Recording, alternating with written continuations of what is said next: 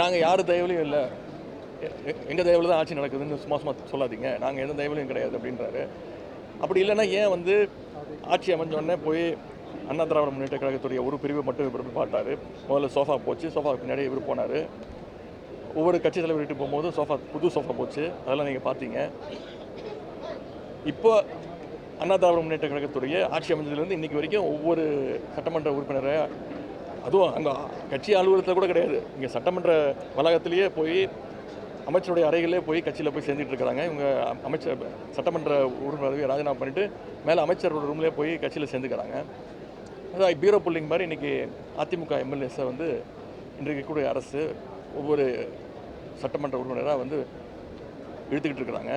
இதற்கெல்லாம் இதெல்லாம் கேட்டதுக்கு தான் எந்த விதமான பதிலும் இல்லாமல், ஒரு ஷூட்டிங் ஸ்பாட்டுக்கு ஒருத்தர் வந்தால் எப்படி இருப்பாரோ, டயலாகை ஃபுல்லாக மக்கப் பண்ணிட்டு வந்து எப்படி பேசி நடிச்சு போவாரோ, அது மாதிரி இன்றைக்கி முதலமைச்சருடைய இந்த உரை அமைஞ்சிருக்குன்னு சொல்லிக்க விரும்புகிறேன்.